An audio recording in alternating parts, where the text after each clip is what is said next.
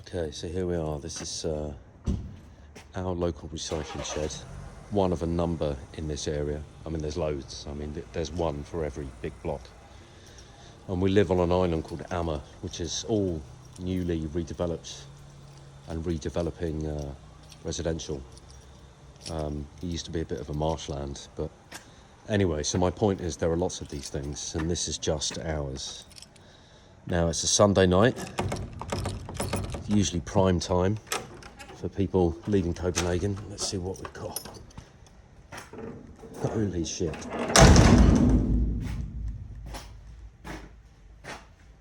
I mean, look at this. That's a pretty solid chair. Yeah, it needs a bit of work. That's easily fixed. I'm having that lampshade. I've been looking for the perfect lampshade. Anyway, that's a solid chair. I can reupholster that. All these pots. Solid, like a lot of this stuff that's been broken down is, at worst case scenario, pretty solid timber that can be dried out, stored. A lot of it's rotten, need to be sorted through, but look at this. I mean, there's a bugaboo chameleon there. Now, it may have been thrown out for a reason, although actually I suspect it's just because someone doesn't need it anymore, but these things aren't cheap. We had a bugaboo for many years. I mean, that can be broken down for parts, and they could maybe give a struggling family that can't afford the extortionate price on replacement parts from bugaboo. I could give their buggy a couple of years extra life. Toys. Yeah, a lot of this stuff can be repurposed. My brain seems to automatically look at this stuff and think of what else it can be. There's a rug over there. I can just have that steam cleaned. Lots of bike parts here, because I think on our estate there is I guess it's the equivalent of social housing, and I think it is Ukrainian families fleeing the war. And there's an old boy who lives there, who basically in Copenhagen, when someone doesn't want their bike anymore, they just leave it locked up. And a big part of the local municipality's job is that they have to cut these things free and just trash them, basically. So this guy takes old bikes and he strips them for parts, and he uses those parts to repair other people's bikes and earns a bit of money on the side. So I should like to take a leaf out of my industrious neighbours' books. But look, I mean, there's bed frames, mattresses that could be cleaned up. This is all solid timber, like that could be broken down and stored, dried out. And this is just one weekend. There's old lamps. I mean, I've been taking a lot of these old lamp parts and turning them into new ones as part of living in the dark for the last few weeks. But this is what I mean. This is one recycling shed. There are 3 more in the area that sometimes, if I'm lucky, if I'm passing at just the right time, I have access to. All of this stuff is up for grabs. There must be, I mean, hundreds and hundreds of these recycling sheds all over just the island of Amma alone, which is where we live. And I know it looks, probably thinking, well, it's probably just buy it new, but not everyone has that luxury. I know it sounds mad, but a lot of this stuff, obviously it needs to be clean and sterilised and safe and stuff, obviously. I mean, I don't have anything in my house that I've upcycled that isn't of that standard, because it's, it's for my kids, but it's a bark mattress. I mean, best case scenario, it's got a puncture, that can be fixed. Worst case scenario, the motor's gone, that can be fixed. This is just pay dirt, and just,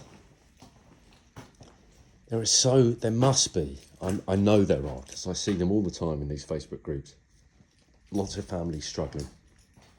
I've got a block full of Ukrainian refugees, mostly women and children, tellingly, over the road. And their kids are just sweet, and they play with my kids, but even something like this, a toy kitchen, I can clean that up, dry it out, sand it down, paint it up, add some shelf onto the top. I know these things are cheap, they're just IKEA. We got one for our kids back in London.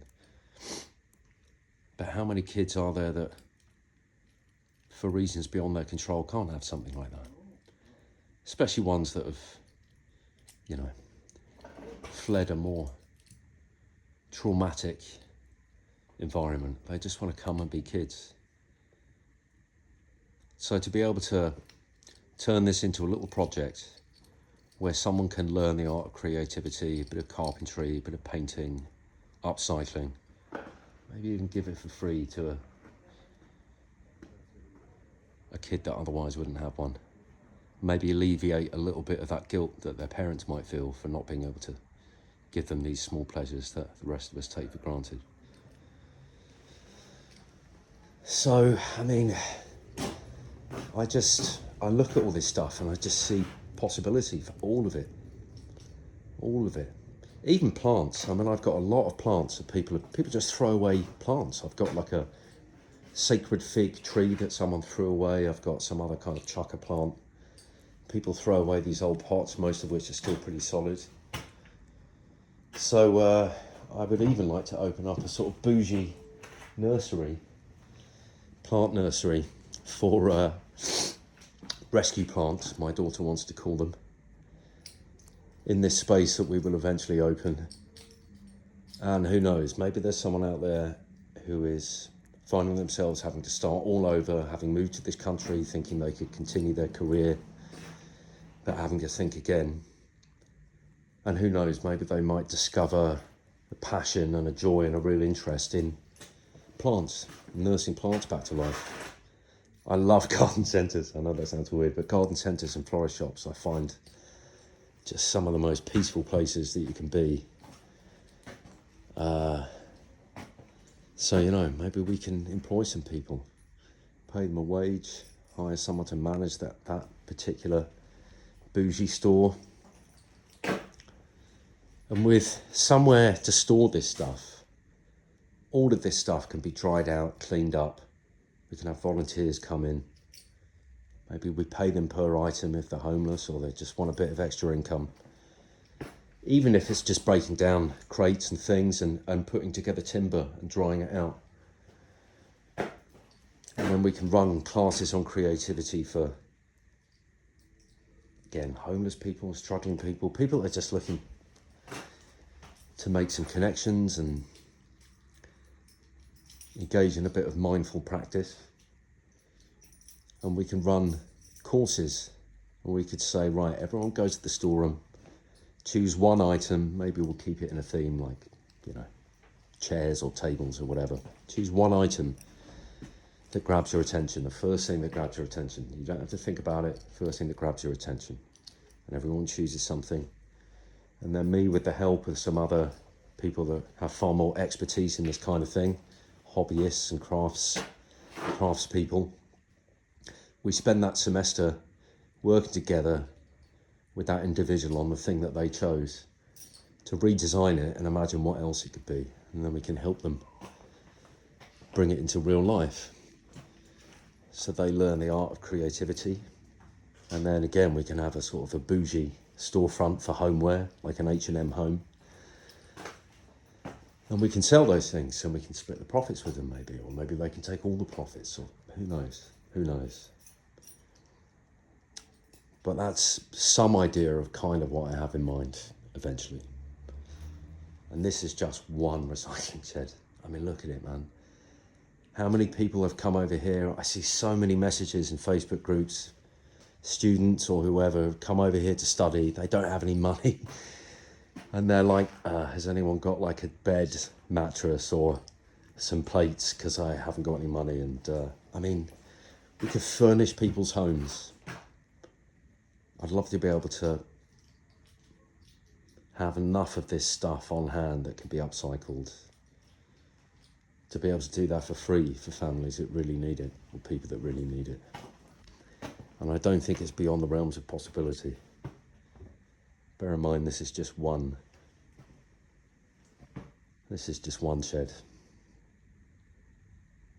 I really want that chair. become obsessed with chairs, but I've got too many that I'm working on already. But anyway, definitely having that lampshade. So there we go.